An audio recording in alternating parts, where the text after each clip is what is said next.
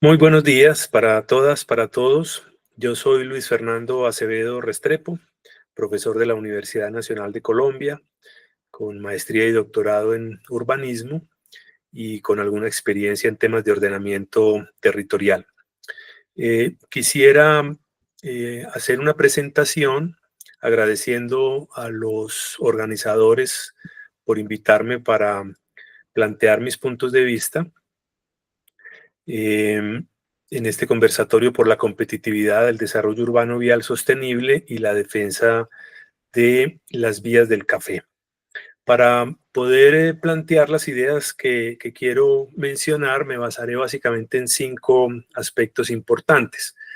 El primero, como buen profesor, quisiera hacer alusión a algunas utopías modernistas que en términos de movilidad en el desarrollo de la sociedad capitalista se han implementado, que pueden ser de mucho interés para comparar con lo que estamos viviendo ahora.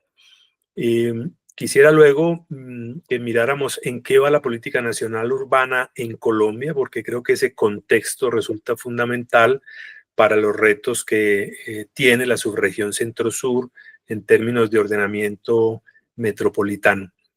Luego quisiera plantear algunas de las experiencias de planeación en la subregión centro-sur de Caldas y compararlas también con lo que dice la OCDE, ese superpoder económico y comercial mundial sobre la política nacional urbana desde el año 2022 para finalmente hacer una propuesta que resumiría en la necesidad de un nuevo pacto territorial por la subregión centro-sur de Caldas.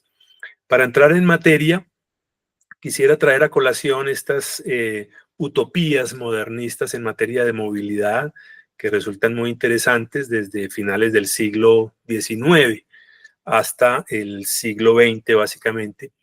Una de ellas, la idea de ciudad jardín, propuesta por Ebenezer Hauer en 1898 en Londres, que tenía como propósito que tuviésemos unas ciudades concéntricas, jerarquizadas, unidas en torno a grandes autopistas de carácter concéntrico y radial, a través de lo cual podrían organizarse no solamente los principales equipamientos, las unidades residenciales, los parques y las plazas.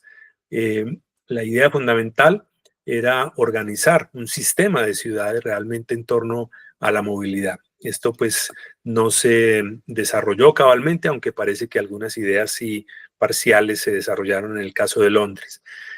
En 1910 encontramos la propuesta de Edgar Chambliss, denominada la ciudad carretera, y tenía como propósito fundamental hacer una propuesta en torno a el sistema de movilidad, digamos, más importante, que era el tren, en torno al cual se unirían, digamos, la ciudad en una ciudad lineal para tratar de proteger, de cierta manera, la relación entre la ciudad y el campo y hacer mucho más eh, sostenible el campo en medio de una ciudad lineal que sobre la superficie de las líneas férreas estarían allí tanto los servicios, las viviendas, los equipamientos, etcétera. Es una propuesta pues mucho más agresiva y que tampoco tuvo ningún tipo de impacto concreto.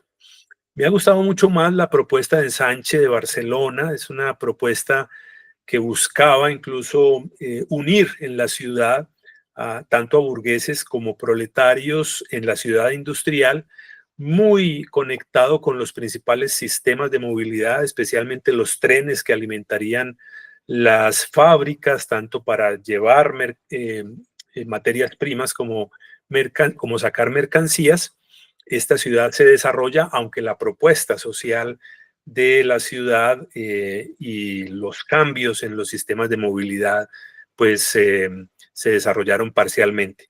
Y finalmente quisiera hacer alusión a otra idea utópica planteada por el arquitecto Frank Lloyd Wright en 1932 en los Estados Unidos, que denominó Broad Acre City, que era, digamos, lo que hoy se conoce en varias ciudades norteamericanas, y es la ciudad expandida, una ciudad basada en el automóvil, con gran consumo de suelo, que buscaba ser propietarios de terrenos y de urbanización a las familias estadounidenses, y estaba muy ligada pues con los sueños desde las ciudades de vaqueros en épocas pasadas. Bien, esto nos sirve para pensar un poco qué es lo que quisiéramos, ¿no? En la subregión centro-sur, cuáles de esas ideas pueden ser valiosas o no, y cómo son los retos que tenemos hoy en día en materia de movilidad para pensarlas en el presente, en el futuro inmediato. Pero antes de entrar en materia, quisiéramos un breve barrido sobre la política pública nacional urbana en Colombia para ponernos en contexto. Y quisiera partir del año 2014, porque es allí cuando, junto con la OCDE y el Banco Mundial, el gobierno colombiano define el sistema de ciudades a partir del COMPES 3819. Y luego vienen una serie de determinaciones que van complementando algunos vacíos importantes y modificaciones. En el 2015 aparece el decreto que unifica las normas de vivienda, ciudad y territorio. Luego en el 2018, digamos que hay un énfasis como en lo verde y en lo sustentable de las políticas nacionales de edificaciones. Ustedes recordarán que este sector de la economía es uno de los que más impacto tiene en los gases de efecto invernadero. Y luego, en 2019, se desarrolla también una política COMPES orientada a las estrategias de catastro multipropósito. En el 2020 se desarrolla otra política pública relacionada con la movilidad urbana y regional, que creo que sería de mucho interés estudiar ahora. Y otro aspecto también muy importante, que son las ciudades 4.0, en donde se busca articular de mejor manera las tecnologías de información y comunicación con la política urbana, ¿cierto? Y finalmente haría alusión al año 2022, cuando la OCDE vuelve y hace un repaso de la política urbana nacional y se permite hacer una serie de recomendaciones de las cuales voy a extraer solo algunas ideas. En el caso, digamos, de la subregión centro-sur, antes de pasar a esas ideas de la OCDE, pues yo lo que observo es que desde el año 89 hasta el año 2014, y creo que continúa esa misma política actualmente, el esfuerzo fundamental que se ha hecho en términos de planificación de la subregión centro-sur de Caldas ha estado movilizado en buena medida por las vías.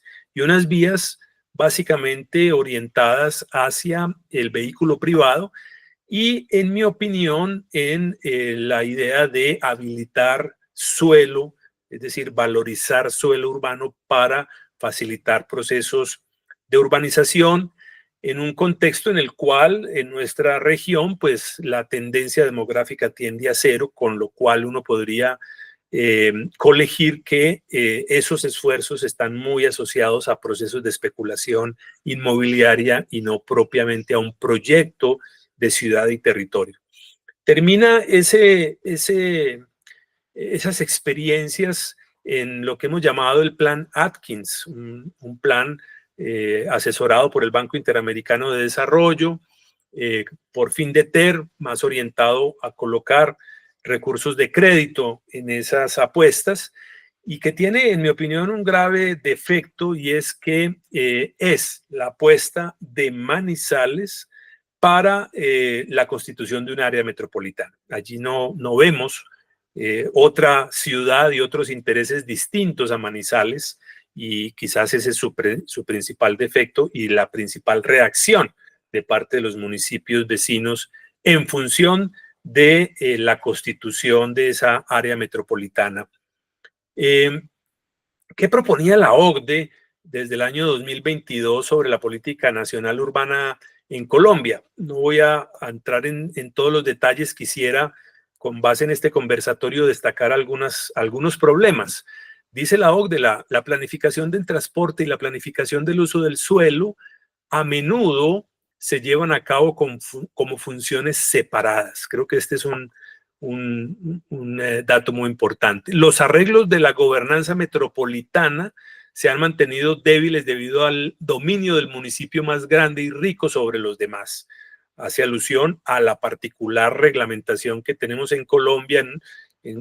Algunos la plantean inconstitucional, que reglamentó pues las áreas metropolitanas con un sentido de centralismo, autoritarismo y concentración de poderes en una ciudad que dificulta los procesos realmente de integración. La falta de mecanismos de financiación estables en los municipios y una mala coordinación entre los POT realizados a diferentes escalas. En últimas, es que la planeación, el ordenamiento territorial no está siendo un instrumento cabal para abordar nuestro destino común. ¿Qué tipo de soluciones nos plantean?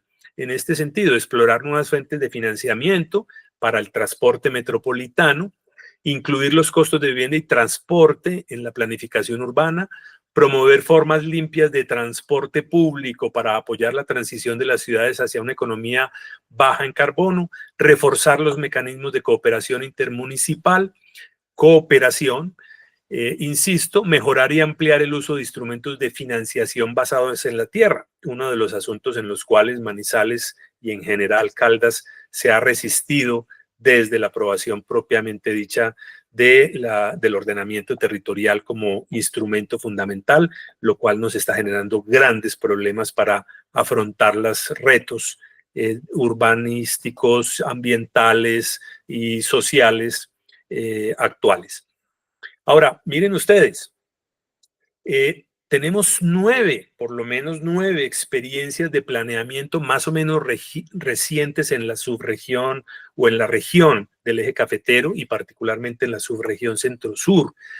9 instrumentos que finalmente no tienen planes sólidos, concertados ampliamente. 2, no tienen integración horizontal y vertical y por lo tanto se han convertido de cierta manera en instrumentos que se aprueban para tratar de conseguir recursos aquí y acullá con el fin de desarrollar proyectos muy puntuales que no necesariamente se concretan en elevación de la calidad de vida de los habitantes de esta región. Un poco para concluir entonces, en estos 15 minutos que me han dado, quisiera básicamente decir lo siguiente. La movilidad y el transporte metropolitano deben basarse en sistemas colectivos eficientes y tecnológicamente apropiados, no en el vehículo privado, que ha sido el esfuerzo fundamental que han hecho nuestros gobernantes en las últimas décadas.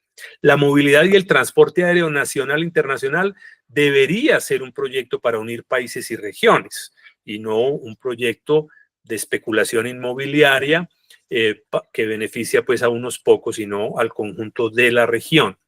La movilidad basada en el vehículo privado y en el pago de peajes encarece el suelo, las construcciones, los servicios públicos, genera segregación socioespacial, promueve la urbanización dispersa y de baja densidad y va en contravía de las políticas sustentables relacionadas con la transición hacia economías bajas en carbono. Yo diría que la figura del área metropolitana para la subregión centro-sur pues terminó dividiendo nuestro territorio y a la sociedad, y creo que hay que encontrar instrumentos para fortalecer los mecanismos que promuevan asociatividad, cooperación y una gobernanza mucho más horizontal. Para el desarrollo urbano rural equilibrado, inclusivo y sustentable se requieren desarrollar instrumentos de financiación y gestión que lo hagan posible. Yo he insistido en que no hay ordenamiento territorial posible si no hay instrumentos de financiación eficaces. Y finalmente, insistir en la idea de que la ordenación de la cuenca del río Chinchiná debe hacerse en torno al agua y debería ser el principal hecho metropolitano a trabajar.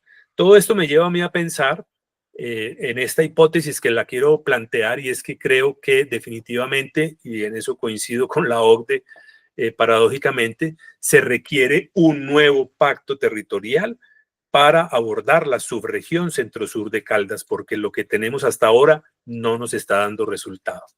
Muchísimas gracias por escucharme.